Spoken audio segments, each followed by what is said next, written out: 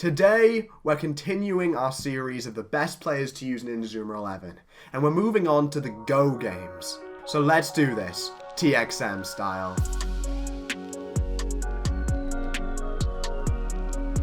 What's up everyone, and welcome to a brand new video on the channel. Today we're teaming up with ShadowAK yet again to bring you guys the 5 best players to use in Inazuma 11 Go's story. Now, with Inazuma 11 Go, obviously the best scouts are the ones with fighting spirits, as fighting spirits kind of dictate the flow and balance of the game. Now, there are no non-DLC scouts that have fighting spirits, but if you can get your hands on the Inazuma 11 Go DLC, then those are mainly the scouts we're going to be talking about today, because those can and will have fighting spirits a lot of the time. So mostly when we're talking about the best scouts to use in the story, we're talking about DLC scouts, just a heads up. And we do have some honourable mentions before we dive into our top 5. So those honourable mentions are Hilda Brunner, Sophie Spencer, Eartha Toughlove, and various other Saints Way qualifiers spirit summoners, like for instance Davy Jones, etc. Now Hilda Brunner has Musashi and Power Element, but isn't available till chapter 10, which is too late to really be a story player. Sophie Spencer has Lancelot and Charm Up, but again, isn't available till chapter 10, piece of shit. And Eartha Toughlove is very good and has Gargantua, but is a bit inferior to someone else who's on this list, and also JP. Imagine being inferior to JP. Couldn't be me. Number 5 is Rexmington, who is available when you hit chapter 7. Now, Rexmington has an earth shooting spirit, good stats, and the rare, powerful Emperor Penguin 7 long shot, which comes massively in handy in the game. But, you know, you'd get him at chapter 7, which is pretty late, to be honest. So, maybe not the best for the story, but he's worth putting on because, you know, you can get him, like, I guess, late mid-game, if that's a thing that exists. And he definitely has, you know, good attributes to him, good reasons to pick him. Just not quite enough, because you can't really get him early enough to validate being any higher. Number 4 is Dave Dream, who is available as soon as you hit Royal Academy in chapter 5. He is easy to recruit and comes with Maestro. His moveset is decent, but when you consider the fact that you can use Griffin in the final boss match, which makes the final boss a lot easier, having Maestro, it's pretty bloody cool, to be honest.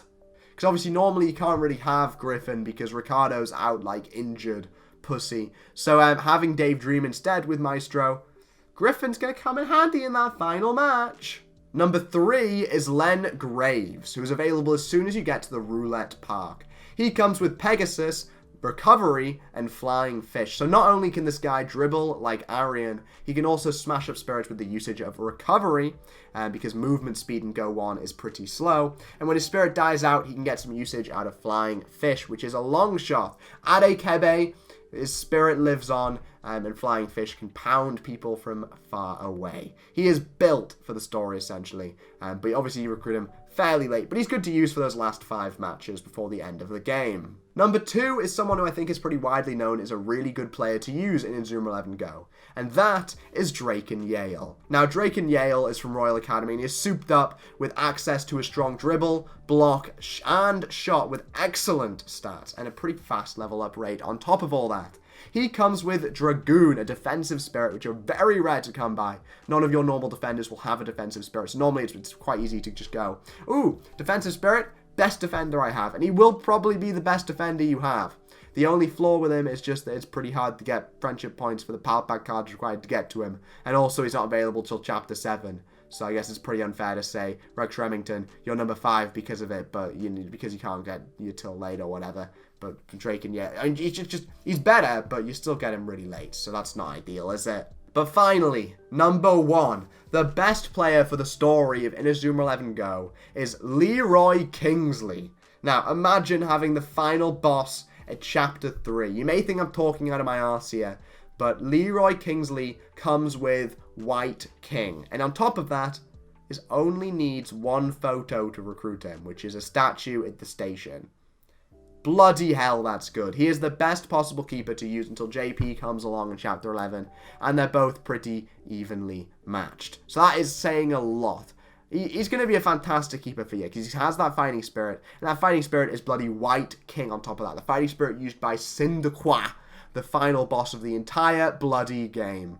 Talk about good. For a story player, can't really beat him. But thank you guys so much for watching today's video, and thank you again to ShadowAK for providing the information for it. Make sure you like, comment, subscribe for daily Inazuma 11 content, and I'll see you guys in the next one. Bye.